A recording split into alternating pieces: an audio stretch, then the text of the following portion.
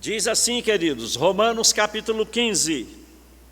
Ora, nós que somos fortes, devemos suportar os debilitados dos fracos e não agradar a nós mesmos.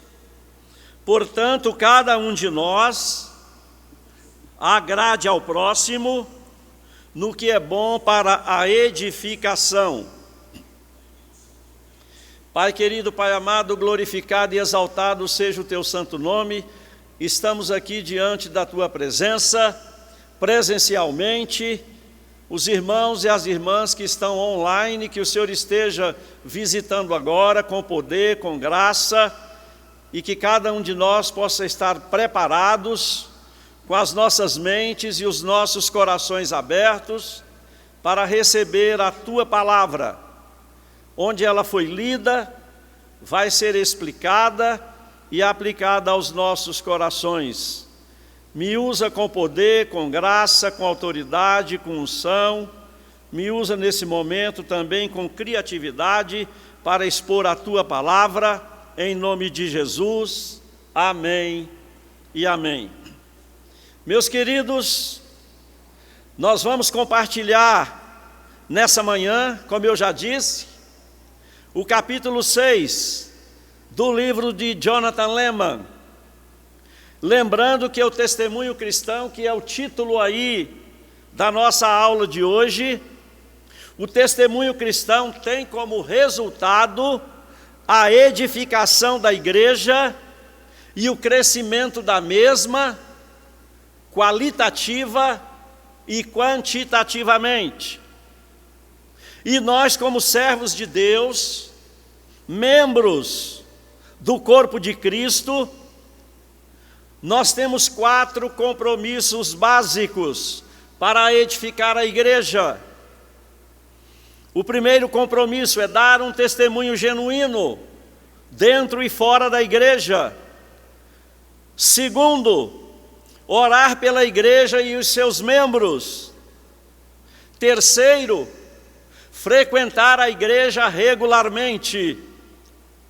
E quarto, contribuir financeiramente para a expansão do reino de Deus aqui na terra. Queridos, a igreja não é um clube social, aonde nós vamos para encontrar os amigos. A igreja, ela é um hospital para os feridos de alma. A igreja é o local onde o vento do Espírito Santo sopra sobre nossas vidas. É onde a Shekinah e a glória de Deus se manifesta. A igreja é o local onde nós aprendemos as verdades eternas. Queridos, a igreja é onde nós nos fortalecemos e animamos uns aos outros. A igreja é onde nós aprendemos a meditar na palavra de Deus. Nós aprendemos a orar, a amar a Deus e ao próximo e estender a mão ao necessitado. Na igreja, nós nos prontificamos a levar as cargas uns dos outros. Isso é comunhão. E olha o que diz Hebreus capítulo 10. Diz assim, queridos, eu vou abrir aqui. Hebreus capítulo 10, versículo 24 e 25. Consideramo-nos também uns aos outros, para nos estimularmos ao amor e às boas obras. Não deixemos de congregar, como é costume de alguns. Antes, façamos admoestações, e tanto mais quanto vedes que o dia se aproxima. Jonathan Leeman, ele sabe da importância de congregar, e ele afirma que a Bíblia, nesse texto aqui, e no versículo 26 e 27, ele afirma que a Bíblia é muito severa com aqueles que não congregam, com aqueles que não se reúnem regularmente.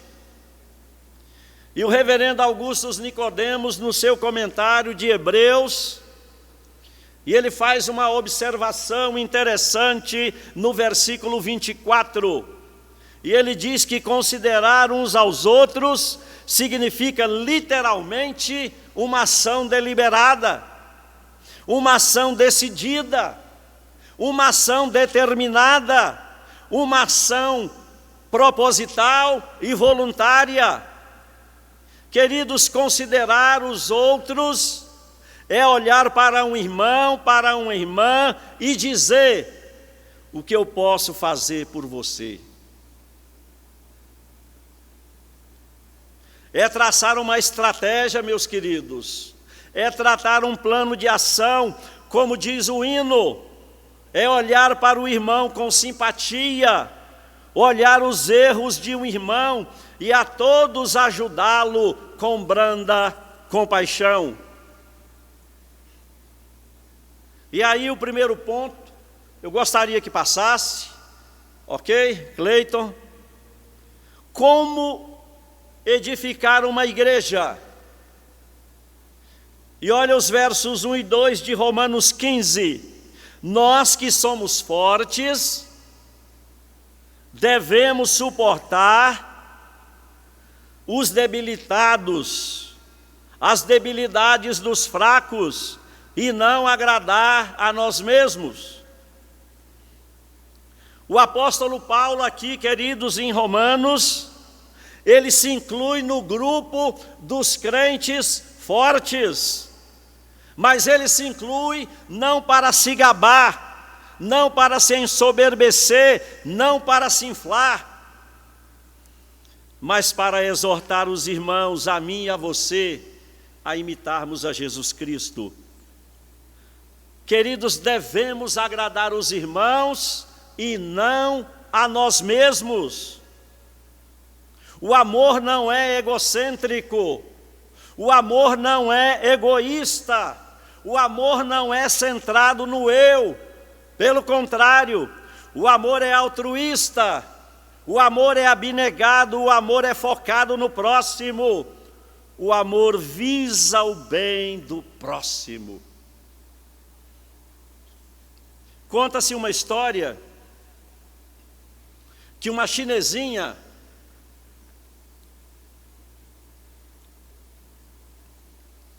12, 13 anos de idade, ela carregava um garotinho de 2 anos às suas costas. E ao vê-la passar, com seu corpinho envergado, devido ao peso da criança de 2 anos, ia passando um sacerdote, e ele perguntou: menina, essa carga não está pesada? E ela respondeu: não, Senhor, ele é meu irmão. Queridos, que resposta linda, Samuel, dessa menina. E olha, essa menina, ela está inserida, ela está conectada em Romanos 15, versículo 1. Os que são fortes na fé devem ajudar os mais fracos. Gálatas capítulo 6, versículo 2. Levai as cargas uns dos outros, e assim cumprireis a lei de Cristo. Meus amados, o conhecimento e a maturidade dos crentes fortes devem levá-los não à arrogância, não ao desprezo dos fracos, antes deve suportar as debilidades dos mesmos. A força de um irmão, ela deve compensar, ela deve suprir a fragilidade do outro. E João Calvino, ele faz 2 observações importantes. no seu comentário de Romanos: quanto mais fortes somos em Cristo, mais obrigados somos a apoiar os fracos. E a segunda observação: não devemos canalizar nossos esforços visando a nossa satisfação pessoal, e sim a do próximo. Queridos, o nosso maior exemplo, o nosso maior referencial é o Senhor Jesus Cristo. E está dito em Marcos capítulo 10, versículo 45, o próprio Jesus. Ele não veio para ser servido, mas ele veio para servir e dar a vida em resgate por muitos. E Romanos capítulo 15, versículo 3, também Cristo, ele não agradou a si mesmo. Ele foi obediente até a morte, morte de cruz, meus queridos. O exemplo de Jesus deve ser seguido, deve ser imitado por cada um de nós. Deus deseja que o amor mútuo seja a marca, seja o emblema, seja o escudo, seja o distintivo de uma igreja, da primeira igreja. Para exercer e praticar o amor ao próximo, nós precisamos investir tempo nos nossos relacionamentos. Devemos nos conscientizar da nossa responsabilidade. E o lema, ele ilustra que nós devemos pegar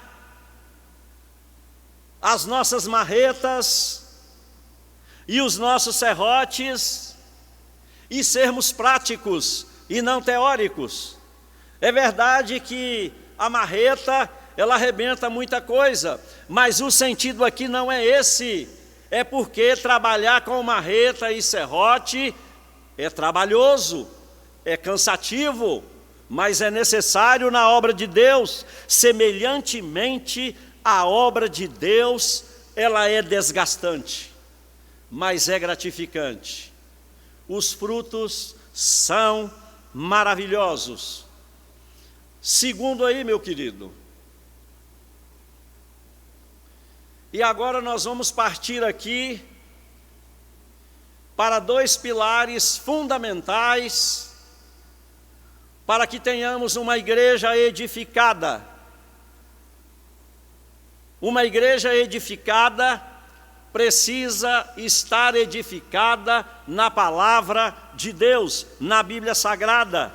Atos capítulo 17. Tendo passado por Anfípolis, Apolônia, chegaram a Tessalônica. Quem chegou? Paulo e Silas. Onde havia uma sinagoga, a igreja dos judeus, e eu acho isso aqui fantástico. Paulo, segundo o seu costume, ele costumava frequentar a igreja. Ele era um membro assíduo, mesmo diante da perseguição e das inúmeras viagens. E ele foi procurá-los. E por 3 sábados, ele arrazoou com eles, ele insistiu acerca das Escrituras. Nós vivemos numa sociedade pagã que afirma que todas as religiões são iguais. Isso não é verdade. Nem todos os caminhos são iguais. Lembra daquele jargão? Todos os caminhos levam a Roma, nem todos os caminhos levam a Deus. Salomão, ele entendeu isso em Provérbios capítulo 14. Há caminho que ao homem parece ser direito, mas o seu fim é de quê? De morte. Qual é a diferença então, meus queridos, do cristianismo para as outras religiões? O cristianismo tem como regra de fé e prática a Bíblia Sagrada, as Escrituras, infalível, inerrante palavra de Deus. Já o espiritismo e o islamismo não. E eu lhes afirmo com toda segurança, o estudo e a pregação fiel das Escrituras fortalece a fé dos crentes. O estudo e a pregação das Escrituras transmite e nos dá a certeza e a convicção da volta de Jesus. O estudo das Escrituras nos orienta a nos santificarmos e nos motiva a uma vida piedosa. E também nos faz identificar as seitas e as heresias modernas que estão espalhadas nos arraiais evangélicos. O estudo fiel das Escrituras fortalece os crentes em meio à perseguição. Primeira carta de Paulo aos Tessalonicenses, capítulo 2, versículo 18. Por isso, quisemos ir até vós, pelo menos eu, Paulo, não somente uma vez, mas duas. Contudo, Satanás nos barrou o caminho. A perseguição que aguardava Paulo em Tessalônica não era novidade, meus amados. Mas a perseguição humana não pode jamais destruir a obra de Deus. Não pode. O apóstolo Paulo, ele foi açoitado em Filipos. Ele foi expulso em Tessalônica. Ele foi enxotado em Bereia. E ele foi chamado de tagarela em Atenas. A perseguição jamais destruirá a igreja e a expansão do evangelho. O que Paulo pregou em Tessalônica, Atos 17, versículo 2, tão somente ele pregou a palavra de Deus, as Escrituras, não andou atrás de novidades, de modismos, ele pregou a palavra de Deus.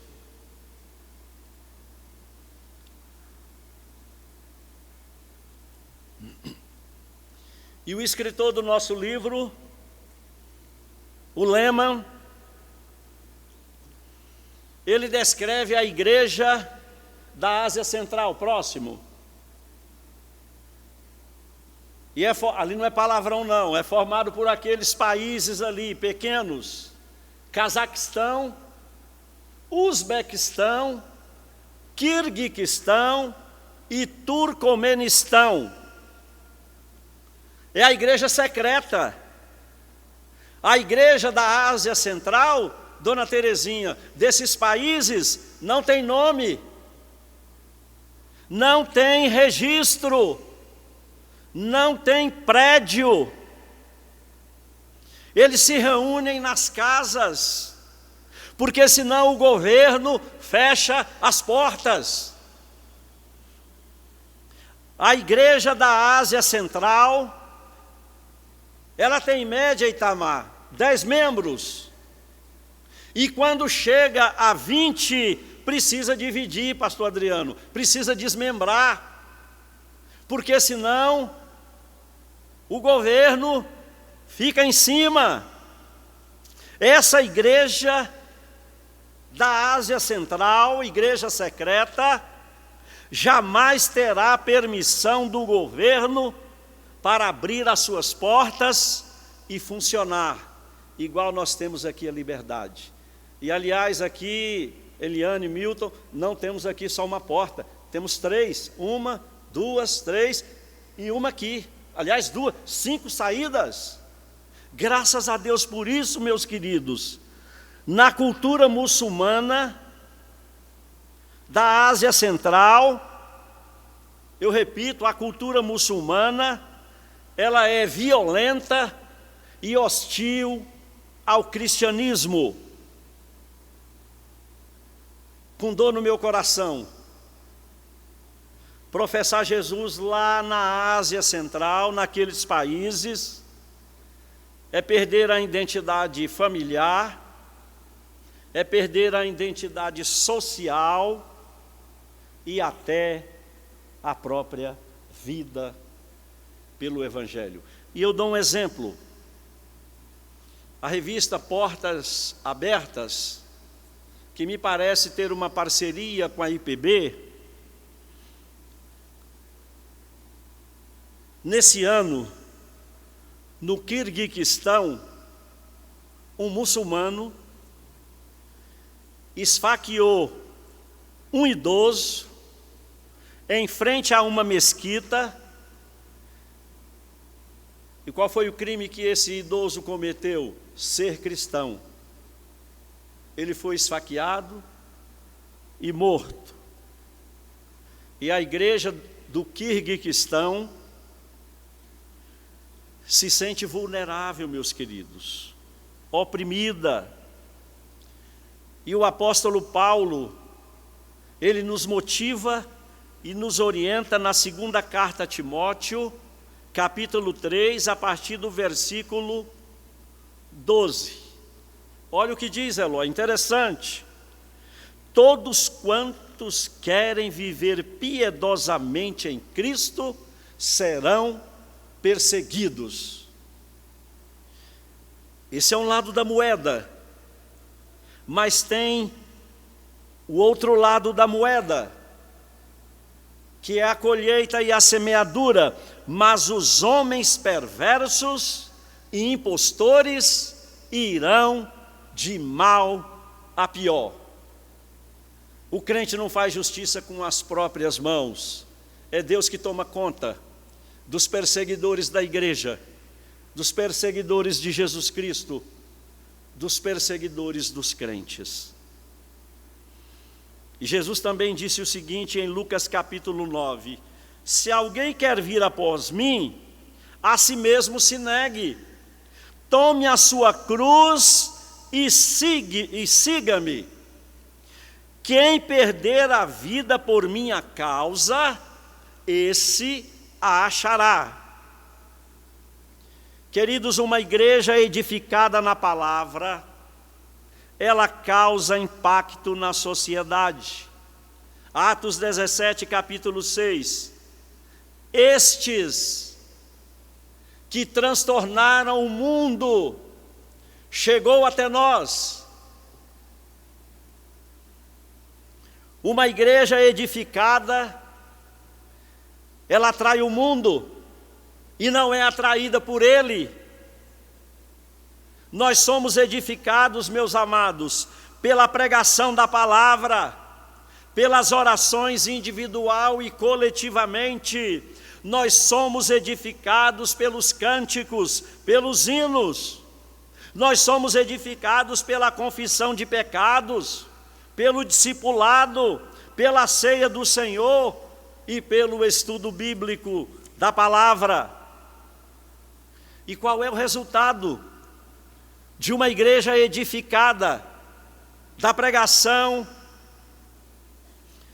da palavra de Deus por Paulo e Silas? Atos 17, versículo 4. Alguns deles foram persuadidos e unidos a Paulo e Silas, bem como numerosa multidão de gregos piedosos. E o versículo continua: e muitas mulheres distintas. Queridos, por que a pregação de Paulo teve tanto sucesso em Tessalônica, e Tessalônica fica a 660 quilômetros de Atenas? Mas por quê? Tem aí algumas razões, queridos. Primeira razão, foi uma pregação centrada na palavra de Deus.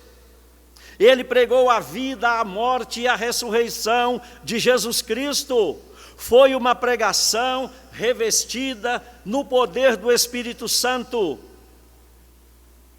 Uma igreja edificada, ela vive na expectativa da volta do Senhor Jesus Cristo. Uma igreja edificada, a noiva, ela se prepara para encontrar com o noivo nos ares. Ela cuida das suas vestes, para que cada vez mais fique branquinha, limpa, sem mácula, sem mancha, sem pecado, sem coisa alguma. Não sejamos, olha o que o apóstolo Paulo, ele diz em 1 aos Tessalonicenses capítulo 4. Não sejamos ignorantes, irmãos, com respeito aos que dormem. Ó, o verbo dormir, primeira vez. Não fiquem tristes, como os demais que não têm esperança. Jesus morreu, ressuscitou, e vai trazer em sua companhia os que dormem. Segunda vez, o verbo dormir. Nós, os vivos, os que ficarmos até a vinda do Senhor, não precederemos os que dormem. O verbo dormir, a terceira vez que aparece. E com respeito a esse verbo dormir, queridos, o sono é símbolo de descanso. Apocalipse capítulo 14, felizes os que morrem no Senhor, porque descansam das suas fadigas. Segundo, o sono pressupõe renovação. Quando você está cansado bastante, depois de um dia muito cansativo de trabalho, aí você chega em casa, toma aquela ducha, se alimenta e vai tirar um cochilo, um sono, e as suas forças ficam renovadas. O sono pressupõe renovação. O nosso corpo, após a ressurreição, ele será incorruptível, imortal, poderoso, glorioso, celestial, imune a toda e qualquer doença, a todo e qualquer vírus, torcicolo, dores na coluna, dores no joelho, como eu tenho, no céu não haverá mais nada disso. Nós amamos os médicos, amamos os enfermeiros, amamos todos que trabalham na área da saúde e precisamos deles. Mas no céu vocês serão dispensados. Não precisaremos mais. O sono também implica na expectativa de acordar. O mesmo corpo que desce à sepultura sairá dela ao ressoar da trombeta de Deus para a salvação ou para a perdição eterna. Pode passar o terceiro, por gentileza. Isso. Uma igreja edificada, ela está firmada em Jesus, na rocha. Isaías capítulo 26, versículo 4. Confiai no Senhor perpetuamente, porque o Senhor Deus é uma rocha eterna. Meus queridos, as rochas estão em todos os lugares, nos pontos turísticos, como no Pão de Açúcar, no Rio de Janeiro, também na Gruta de Maquiné, a 119 quilômetros da linda, bela e inesquecível BH. E também as rochas estão presentes ali na cidade de Cristalina, a 130 quilômetros aqui do Distrito Federal. E a extração de rochas e cristais é uma das principais fontes de economia ali da cidade de Cristalina. Queridos, as rochas são fundamentais para compreendermos a história do planeta Terra e também as substâncias que constituem o mesmo. E nesse verso que nós lemos, a rocha eterna é Cristo, e tem algumas características. Em fevereiro de 2014, os cientistas australianos, eles descobriram a rocha mais antiga já encontrada na Terra, e a data dessa rocha é de 4,4 bilhões de anos. Agora, veja o que Jó disse sobre Deus no capítulo 36. Eis que Deus é grande, não podemos compreender, o número dos seus anos não se pode calcular, nem o computador mais potente do planeta Terra, meus queridos. Uma igreja edificada, ela crê que Jesus não foi redimido, Jesus é o Redentor. Jesus não veio a existir, Ele sempre existiu. Jesus não foi criado, Ele é o Criador de todas as coisas. E em Colossenses capítulo 1, versículo 16, o apóstolo Paulo, ele autentica, ele carimba, ele ratifica, ele confirma. É como se ele vai ao cartório, olha, aquilo ali é verdade. E ele diz assim: pois nele, em Jesus Cristo, a rocha, o edificador da igreja, o dono da igreja, pois nele foram criadas todas as coisas, no céu, na terra, debaixo da terra, as invisíveis, o ar que você respira, as invisíveis, tudo foi criado por meio de Jesus Cristo e para Ele, Dona Maria Viana, graças a Deus por isso. E é bom ver a irmã aqui, meu coração se alegra. Jesus é antes de todas as coisas, nele tudo subsiste. E J.C. Ryle morreu no ano de 1900, aos 84 anos, pastor de Liverpool, na Inglaterra, escritor sagrado, e ele afirma: Jesus é absolutamente eterno. Jesus é uma pessoa distinta de Deus e ao mesmo tempo Ele é Deus. Jesus tem a mesma natureza, a mesma essência e a mesma substância de Deus. Jesus, Ele é o Criador de todas as coisas. Ele criou você e a mim, a sua imagem e semelhança. Nós somos a obra-prima de Deus. Jesus é o Criador de todas as coisas. Jesus, Ele é a fonte geradora de toda luz, de toda a vida espiritual. Jesus é a razão da nossa existência, é a razão de nós estarmos aqui nesta manhã. É Jesus que sustenta a igreja na Ásia. É Jesus que acolhe os perseguidos.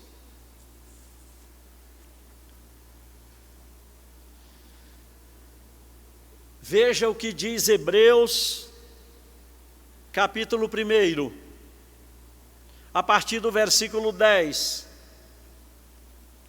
No princípio, o Senhor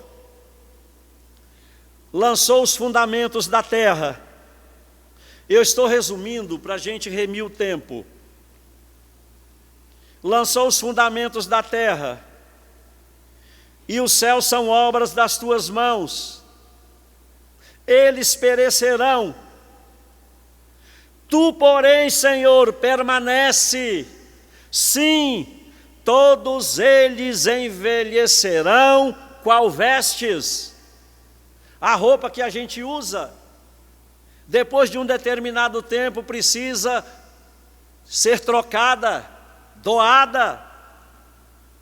Tu, porém, és o mesmo, os teus anos jamais terão fim. Ah, queridos, isso queima o meu coração. É esse Deus, é esse Jesus que eu e você servimos. E a minha oração é para que sejamos fiéis até o último suspiro de nossa vida, até o último bater do nosso coração, que sejamos fiéis a Jesus. Outra coisa tremenda, o sustentador da igreja. Antes de existir qualquer ser humano ou qualquer coisa, a Trindade, o Pai, o Filho e o Espírito Santo já estavam lá, já existiam. Nós temos pouco tempo de vida aqui na Terra, em média 70 a 80 anos. Alguns partem desta vida mais cedo, outros mais tarde, mas seja lá, 70, 80, 90 ou 100 anos, é muito pouco tempo em relação à eternidade que Jesus Cristo tem preparado para você e para mim.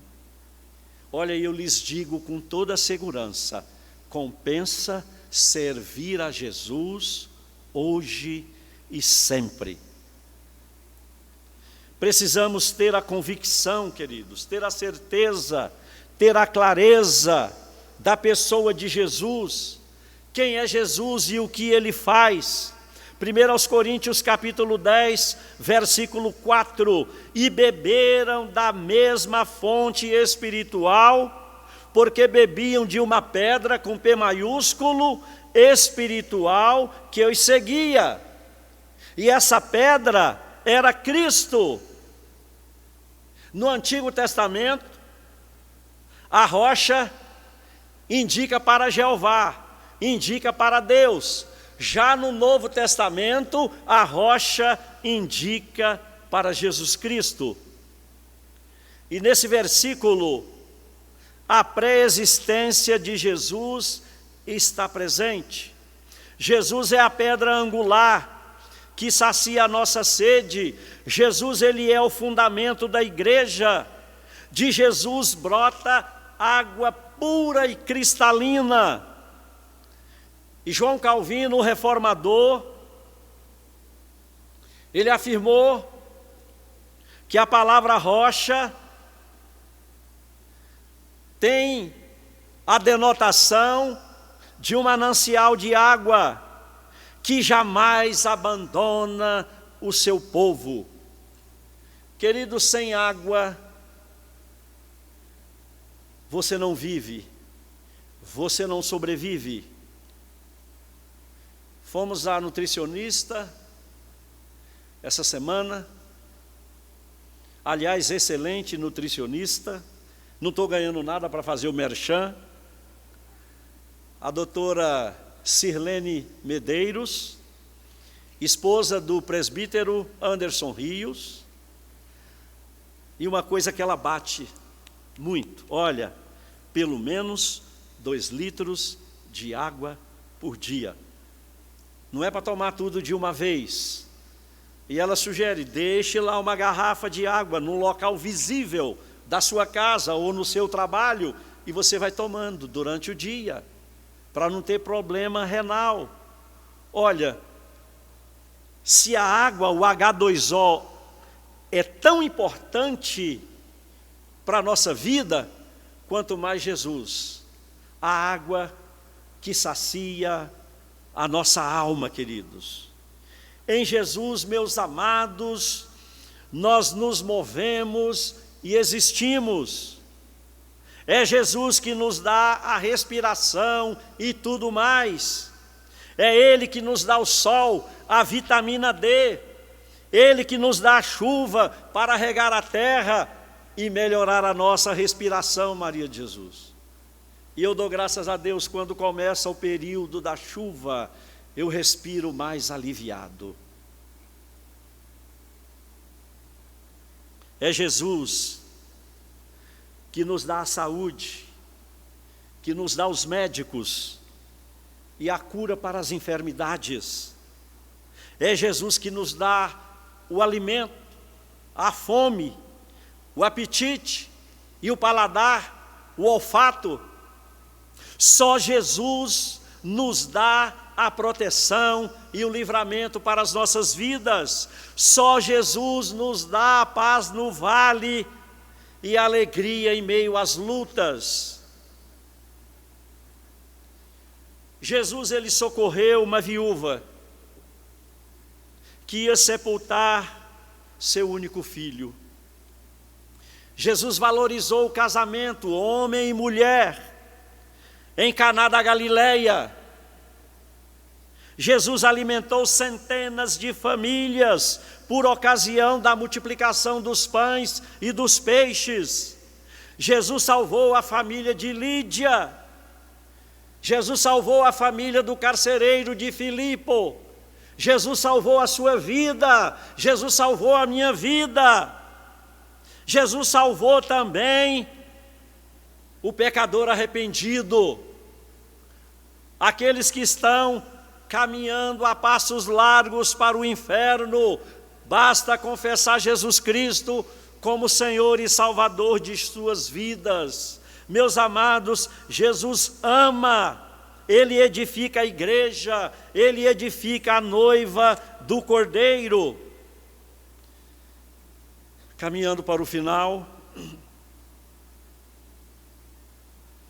Jesus é maior que tudo e que todos. Jesus, ele é maior que os perseguidores da igreja, seja na Ásia, seja no Oriente Médio, na América do Sul, em todo e qualquer canto do planeta. Jesus é maior que os nossos problemas. Jesus é maior que as nossas enfermidades. Os impossíveis para os homens são possíveis para Deus. Jesus, ele salva o homem, ele abençoa, ele cura, e Jesus nos faz caminhar de cabeça erguida, vitoriosamente. Marcos capítulo 16, versículo 16. E antes de ler, eu digo o seguinte: de fato, o ser humano é apenas um sopro. O ser humano é apenas uma nuvem passageira. O ser humano é apenas uma sombra que desaparece. Sem Jesus, nós não somos nada. Sem Jesus, nós somos réus julgados e com a sentença decretada. E Jesus disse o seguinte: quem crer e for batizado será salvo, quem porém não crer será condenado. Meus amados, há uma promessa para os que foram salvos pela rocha eterna que é Cristo. E está em Apocalipse capítulo 22, versículo 5. Então já não haverá noite, nem precisam eles a luz da candeia. E eu estava pensando aqui na ilustração que o pastor Márcio contou, da importância da luz do fogo, da lanterna, das luzes da nossa quadra. Mas, queridos, no céu nós não precisaremos nem da luz do sol, porque o Senhor Deus brilhará sobre nós. E tem outra promessa: e reinaremos com Cristo pelos séculos dos séculos. 1 de Pedro capítulo 2, versículos 6 e 7. Eis que ponho em Sião uma pedra angular, eleita e preciosa. E quem nela crê, não será de modo algum envergonhado. A pedra que os construtores rejeitaram, essa veio a ser a principal pedra angular, Jesus. E esse Jesus, queridos, Ele verteu o seu sangue na cruz do Calvário, por mim, por você que está aqui nesta manhã, e por você que está nos assistindo aí pelas redes sociais. Jesus foi traspassado pelas nossas pisaduras, Ele foi moído pelos nossos pecados, Ele derramou seu sangue, abrindo para nós um rico, vivo e novo caminho. A rocha que é Cristo, ela traz segurança. A rocha que é Jesus, nós encontramos força para prosseguir na nossa jornada. A rocha, nós encontramos refúgio e proteção. A rocha é a pedra principal, a rocha traz salvação. Segundo de Samuel, capítulo 22, a partir do versículo 2, o rei Davi entendeu o que é a rocha. E ele disse o seguinte: o Senhor é a minha rocha, a minha cidadela, o meu libertador, o meu Deus, o meu rochedo, em quem me refugio, o meu escudo, a força da minha salvação e o meu baluarte. E aqui aparecem duas palavras: cidadela, que é o mesmo que fortaleza, é um lugar estratégico, é uma torre forte de defesa. E aparece aqui a palavra baluarte, é um lugar absolutamente seguro. Na rocha eterna, nós temos segurança, hoje, sempre e por toda a eternidade. Eu quero concluir. O meu coração doeu ao final do capítulo 6, lá pela página 381. E o Jonathan, ele diz que no Ocidente atual, as pessoas e as famílias se afastam das igrejas da mesma forma que deixam os hotéis. Eles fazem o check-out, conferem se estão com todos os seus pertences, e geralmente o recepcionista ele pergunta: o senhor consumiu água? O senhor consumiu refrigerante? Aí a pessoa responde sim ou não. E as pessoas no Ocidente se afastam das igrejas da mesma forma que deixam os hotéis. E eles fazem o check-out. E, na verdade, muitos membros de igreja, olha que interessante, nem isso fazem. Não fazem como fazem nos hotéis. As pessoas deixam a igreja e não dizem nada a ninguém. Tem as exceções, é claro. Às vezes a pessoa muda de um estado para outro.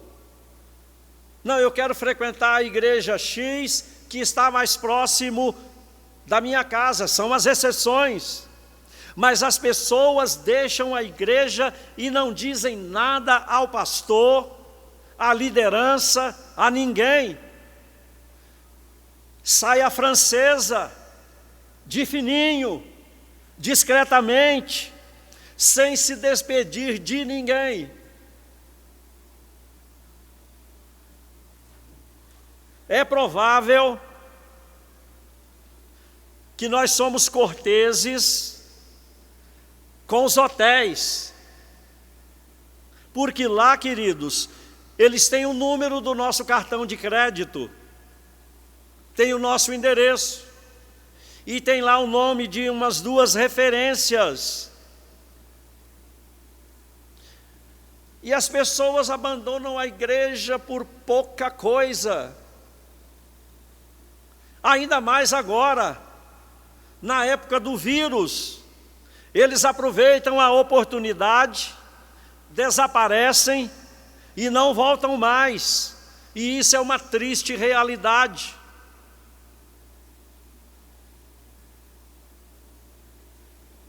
Essas pessoas têm a sua parcela de responsabilidade.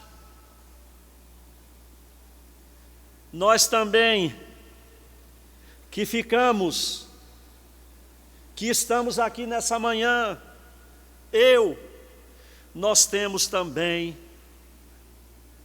uma parcela de responsabilidade. E não sou eu que estou dizendo.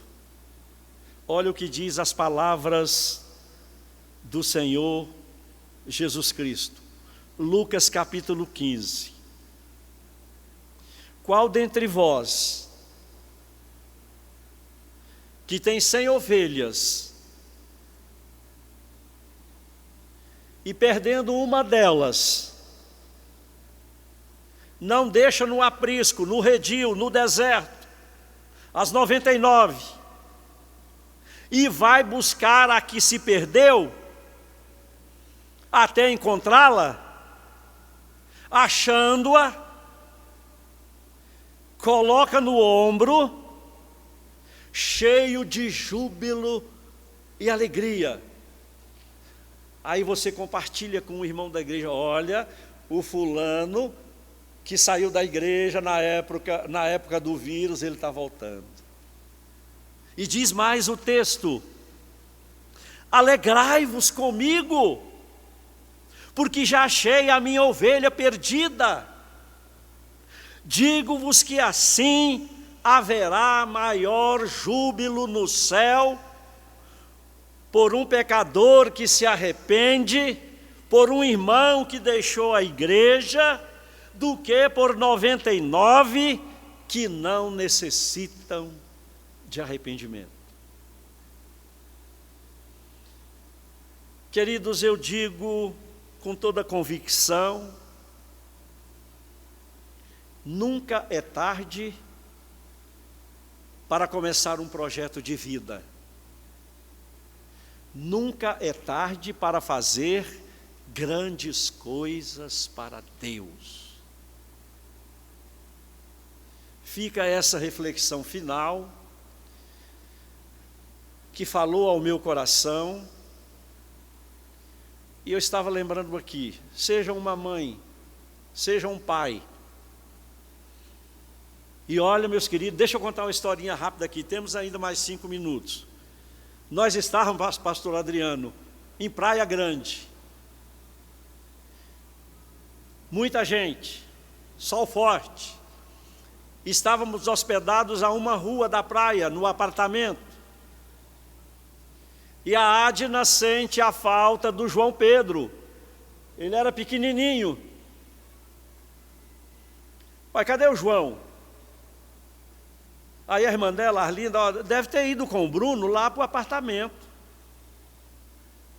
Aí ela liga Samuel para o apartamento: ô Bruno, João Pedro está aí? Tá não, tia. Ele não está aí não? Moço, quando ele deu essa resposta, nós entramos em desespero. E Deus acalmou o meu coração. Eu levantei no meio da praia, lotada, e falei: meus queridos, o meu filho João Pedro, ele se perdeu na praia e dei rapidamente as características dele. E quando eu estava falando, uma senhora, ela levanta a mão e diz assim: olha, quando tem criança perdida, eles mandam lá para a tenda do corpo de bombeiro. E olha, acho que foi o dia que eu mais corri, Cleiton. E eu cheguei lá ofegante, e quando eu cheguei lá, o João Pedro estava embrulhado em um cobertor do bombeiro. Meu coração se alegrou. Achei o meu filho, e eu só tenho 2, graças a Deus. Queridos, esse mesmo amor, essa mesma paixão, nós temos que ter com as pessoas que nos deixaram, não sei o motivo. Aí você vai com carinho, é aí que Paulo fala, para a gente suportar as debilidades dos fracos. Que Deus tenha misericórdia da igreja, que Deus tenha misericórdia de nós, e que Deus tenha misericórdia daqueles que abandonaram a igreja. A você que nos acompanhou até o momento, Deus abençoe a sua vida e Deus abençoe a vida de cada irmão aqui nesta manhã. Fiquem com Deus.